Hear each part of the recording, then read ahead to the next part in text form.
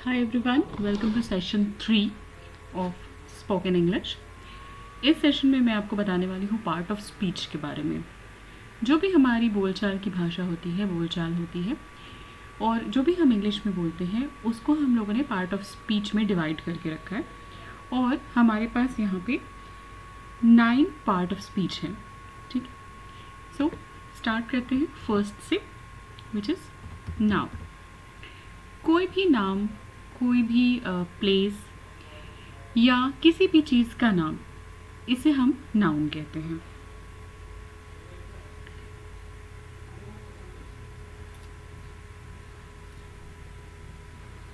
जब भी हम किसी की चीज़ के बारे में बात करते हैं और उसका नाम लेते हैं तो वो नाम हमारे लिए नाउन कहलाता है। सो हम लोग कह सकते हैं कि any name, it can be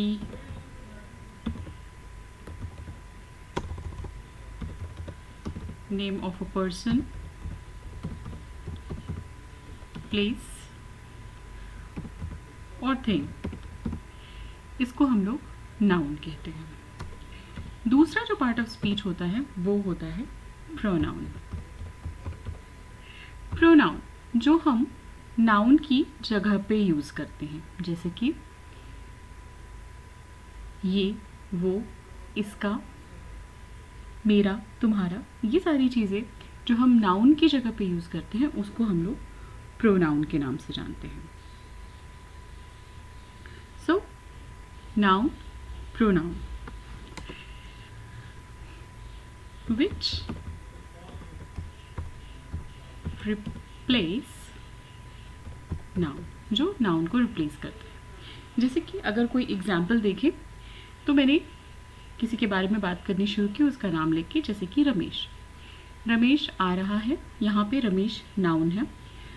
वह रोज़ आता है, तो ये जो वह है वो होता है प्रोनाउन। ठीक है, जिसको हम लोगों ने नाउन की जगह पर यूज़ किया है। अब बात करते हैं तीसरे पार्ट ऑफ स्पीच की, जो कि है एडजेक्टिव। जब भी हम किसी चीज़ की विशेषता बताते हैं उसे हम लोग एडजेक्टिव कहते हैं। किसी नाउन के बारे में जब हम कोई विशेषता बताते हैं उसे हम एडजेक्टिव कहते हैं। जैसे कि कोई नाउन, जैसे कि दिल्ली। सो अगर हम बोले बिग दिल्ली, तो हम दिल्ली की विशेषता बता रहे हैं।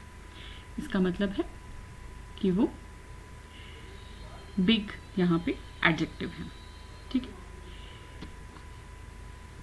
दूसरा एग्जाम्पल लेते हैं, जैसे कि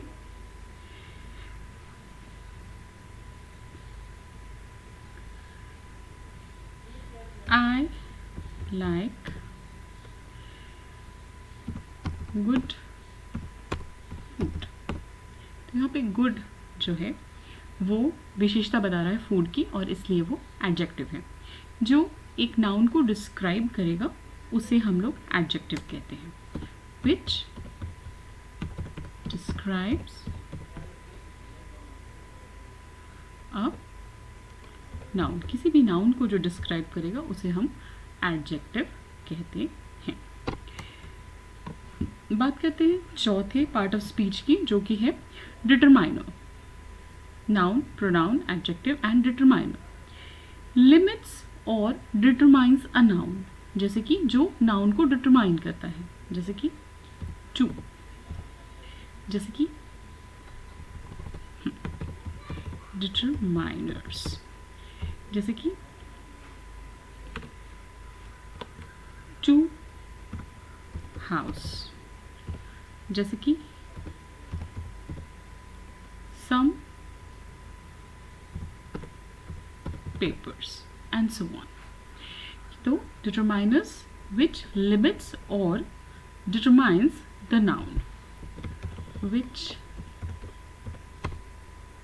limits or determines the noun, इसको हम लोग डिटरमाइनर्स कहते हैं। आगे बढ़ते हैं, इसमें एडवर्ब की बात करते हैं। अब जो वर्ब है, यानी कि जब काम करते हैं हम, अगर हम उसकी विशेषता को बताएं तो उन चीज़ों को हम एडवर्ब कहते हैं। डिस्क्राइब्स अ वर्ब, एडजेक्टिव और एडवर्ब, ठीक है, जैसे कि quickly, silently, badly, very, really, ठीक है। जैसे कि मैं रोज़ स्कूल जाती हूँ, तो मैं लिखूँगी आई गो टू स्कूल डेली, ठीक है। यहाँ पे डेली जो है वो उसने डिस्क्राइब किया मेरे काम को, यानी कि गो को, वर्ब को, तो इसलिए ये एडवर्ब है। आई ईट क्विकली, यानी कि क्विकली यहाँ पे ईट को डिस्क्राइब कर रहा है। तो हर वो चीज़ जो आपके वर्ब को, आपकी क्रिया को डिस्क्राइब करेगी, उसे हम एडवर्ब कहते हैं। नाउ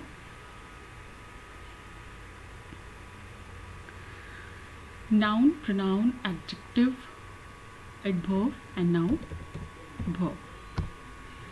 वर्ब इज कोई भी एक्शन, आपका कोई भी एक्शन वर्ब कहलाता है।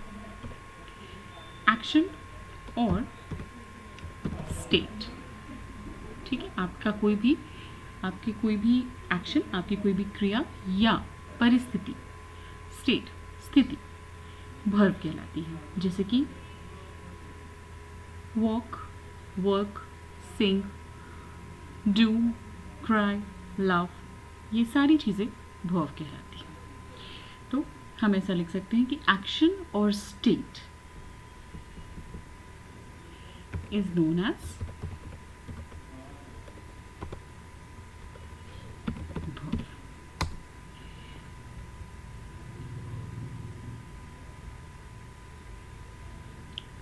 Now, preposition. प्रीपोजिशन एक पार्ट ऑफ स्पीच है जिसका मतलब होता है कि ये एक नाउन को किसी दूसरे वर्ड से कनेक्ट करता है, जैसे कि to, at, after, on, but और भी बहुत सारे। तो प्रीपोजिशंस को हम लिख सकते हैं which links a noun to other words, जैसे कि to, at, after, on, but and so on. For example के रूप में अगर हम देखें तो जैसे कि वी वेंट टू स्कूल, यहाँ पे टू प्रीपोजिशन है, और अगर हमने ऐसा लिखा ऑन मंडे तो यहाँ पे ऑन भी प्रीपोजिशन है जो नाउन से बाकी वर्ड्स को कनेक्ट करता है। अब बात करते हैं हमारे 8th पार्ट ऑफ स्पीच की, जो कि है कंजक्शन।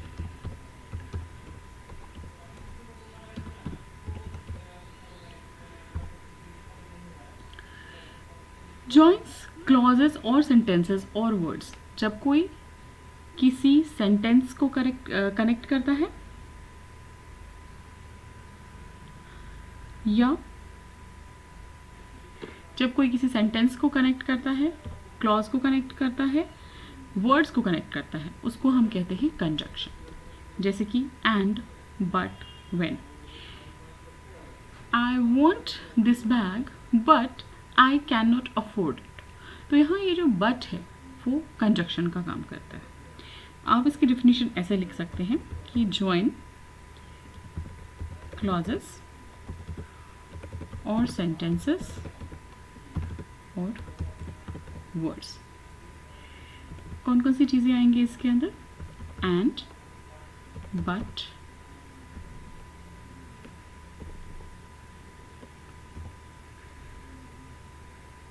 when। जैसे कि मैंने बोला आपको, I like a bag but I can't afford it। अब बात करते हैं हमारे आखिरी और 9th पार्ट ऑफ स्पीच की, जो कि है इंटरजेक्शन।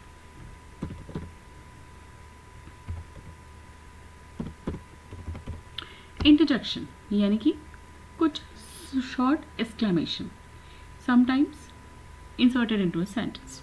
जैसे कि किसी को बुलाना है तो हे कम हियर, तो ये जो हे है it is called interjection, short exclamation.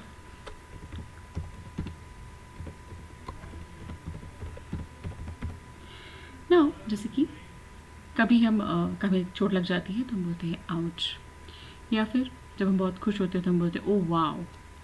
जब हम हंसते हैं तो हम बोलते हैं ओ वाओ इट्स नाइस, या फिर वेल, या फिर जो भी छोटे मोटे एक्सक्लेमेशन होते हैं जो हमारे सेंटेंसेस में लगते हैं, उन सबको हम इंटरजेक्शन कहते हैं। तो ये था आज के सेशन में पार्ट ऑफ स्पीच, और ये पार्ट ऑफ स्पीच बहुत ही ज़रूरी है हमें हमारी बाकी के सेंटेंसेस और खुद से जो हम सेंटेंस स्ट्रक्चर करेंगे उसके लिए। तो प्लीज़ इसको पढ़िए, और अगर आपको कोई भी प्रॉब्लम हो यहाँ पे तो यू कैन आस्क मी। और ये सारी चीज़ें ध्यान में रखिए, क्योंकि अगली जो क्लास होगी जहाँ पे हम खुद से स्ट्रक्चर करना सीखेंगे अपने सेंटेंसेस को, वहाँ पे इन सब चीज़ों की बहुत ज़रूरत होने वाली है। Thank you so much.